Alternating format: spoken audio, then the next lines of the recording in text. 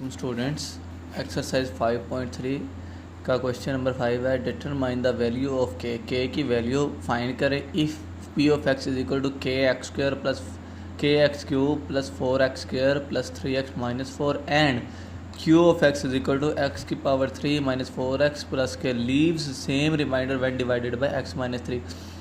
इस क्वेश्चन की स्टेटमेंट ये कह रही है कि के की वैल्यू आपने फाइंड करनी है।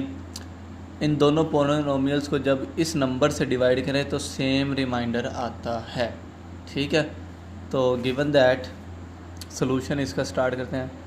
P of x is equal to के x power 3 plus 4x square plus 3x minus 4। पहले हम इसको डील करते हैं। मैंने आपको पहले बताया कि जो भी फैक्टर दिया होगा उसको आपने ज़ीरो के ऊपर रखना है।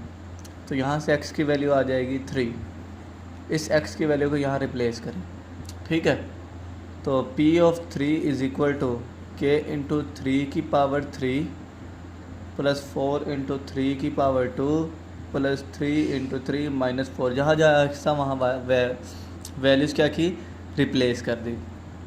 तो P of 3 which is equal to 27K, ठीक है, प्लस ये 9 को 4 से मल्टीप्लाई किया 36 प्लस 9 माइनस 4।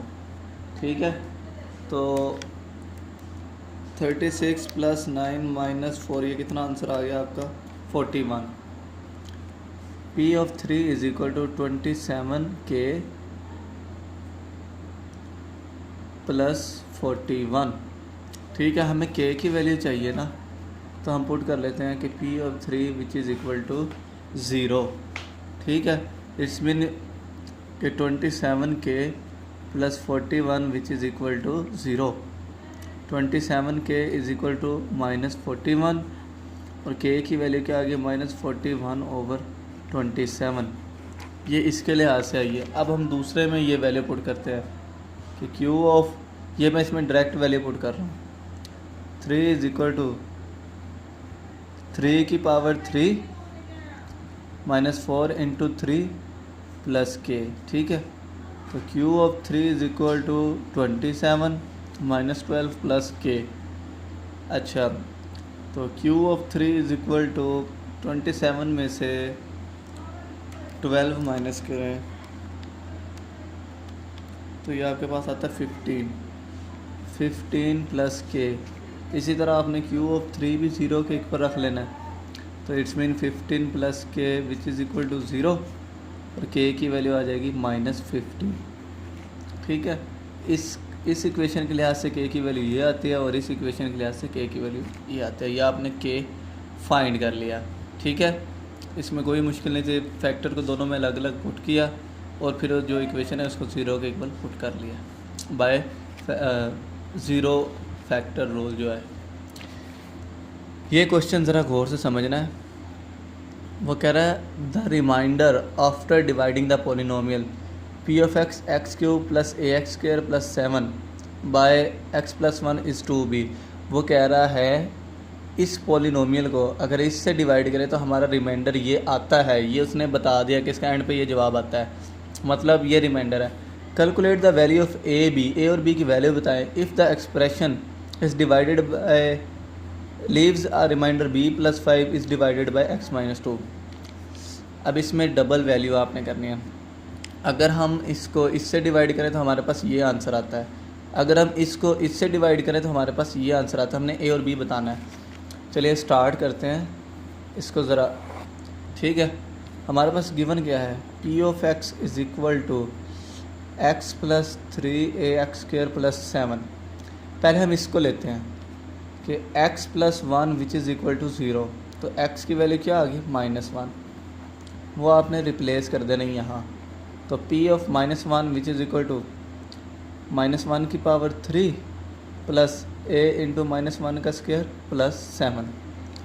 तो P of minus 1 which is equal to minus 1 की पावर 3 माइनस 1 होता है, ये प्लस a प्लस 7 क्योंकि स्क्वायर पॉजिटिव होता है। तो P of minus 1 is equal to a plus 6। अच्छा, अब उसने क्या कहा था, अगर हम इसको इस फैक्टर से डिवाइड करें तो हमारा रिमाइंडर ये बचता है। रिमाइंडर ये बचता है। इट्स मीन ये जो P ऑफ -1 है वो किसके इक्वल हो जाएगा, 2b के, किसके इक्वल हो जाएगा 2b के। ठीक है, मतलब इस फैक्टर को, इस पॉलिनोमियल को हमने इससे डिवाइड किया तो हमारे पास ये इक्वेशन बनी, लेकिन हम इसको पुट करेंगे 2b, क्योंकि उसने कहा है अगर हम इसको इससे डिवाइड करें तो हमारा रिमाइंडर ये आता है। तो a + 6 = 2b, 2b इधर आ जाएगा, 6 उधर चला जाएगा, तो a - 2b which is equal to -6। ये आपकी आ गई इक्वेशन नंबर 1। ठीक है, अब वो अगले पार्ट में क्या करा है कि इसी वैल्यू को हमने किससे डिवाइड करना, x - 2 से। Now x - 2 which is equal to 0, ये है डिवाइडेड बाय दिस, क्योंकि ये तो रिमाइंडर है ना b + 5। तो फिर x की वैल्यू क्या आ जाएगी हमारे पास 2। अब ये 2 आपने वापस यहाँ रिप्लेस करना है, तो P(2) = 2 की पावर 3 प्लस a × 2 की पावर 2 + 7। तो P(2) = यहाँ आ जाएगा 8 और यहाँ आ जाएगा 4a और यहाँ 7। तो P(2) = 15 + 4a। अच्छा, उसने क्या कहा था, अगर हम इस एक्सप्रेशन को इससे डिवाइड करें तो हमारा ये रिमाइंडर बचता है। जैसे 2b था ना बचा इसमें ऊपर वाले में, तो इसमें ये, तो हम पुट करेंगे कि P(2) = b + 5, क्योंकि ये रिमाइंडर हमारा बचता है। तो P(2) b + 5 = 15 + 4a। ये कांस्टेंट एक तरफ कर लेते हैं, 4a - b हो जाएगा, इसको इधर ले आए, और ये 5 - 15, तो 4a - b which is equal to -10। ये हमारे पास इक्वेशन बन गई।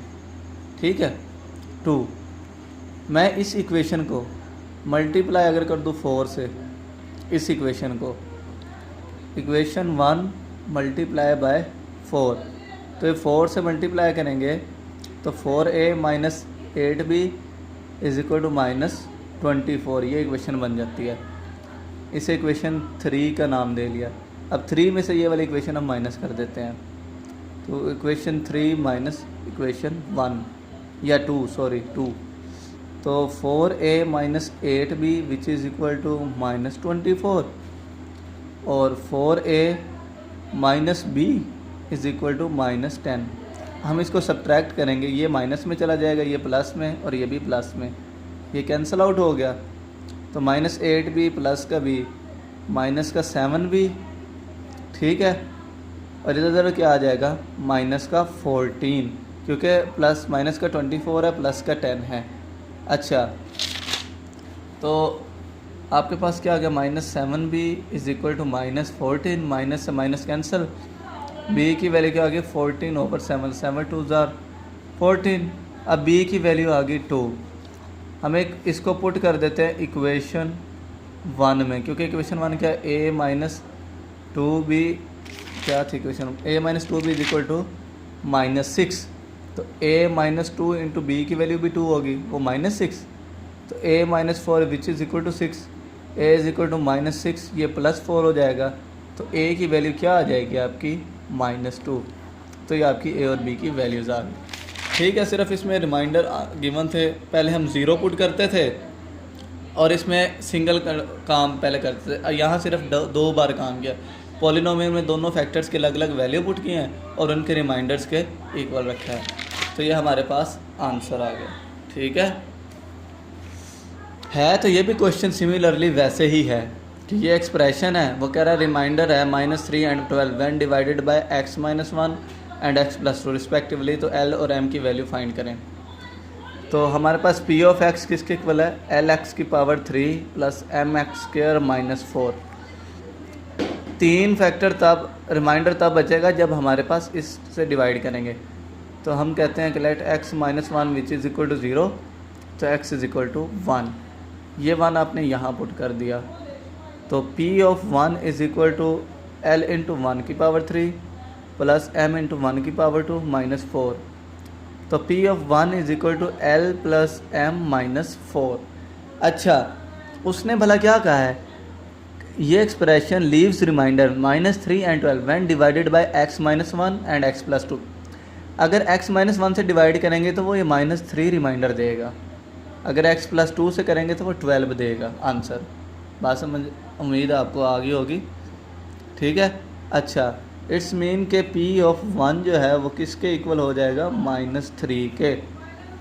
तो L + m - 4 = -3, तो L + m = -4 + 3, तो L + m किसके इक्वल हो गया, -1 के। ये इक्वेशन नंबर 1 बन गई हमारी, ठीक है।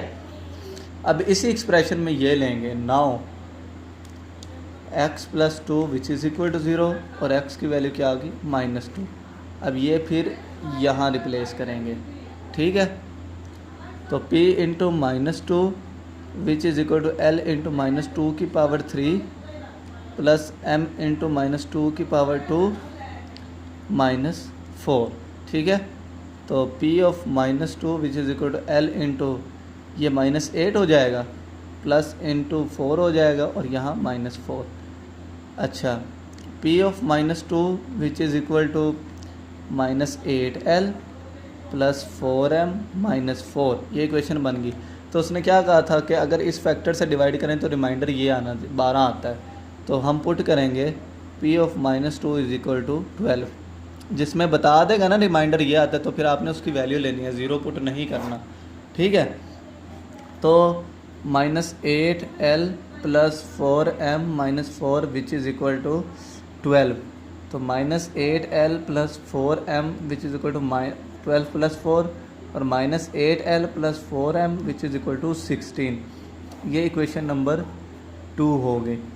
अच्छा, मैं अब ना इक्वेशन नंबर 1 को मल्टीप्लाई बाय 8 इक्वेशन नंबर 1, इस इक्वेशन नंबर 1 को 8 से मल्टीप्लाई कर दो, मतलब 8 × L plus m = -1 multiply by 8, तो ये होगा 8L प्लस 8m = -8, ये इक्वेशन 3 होगी।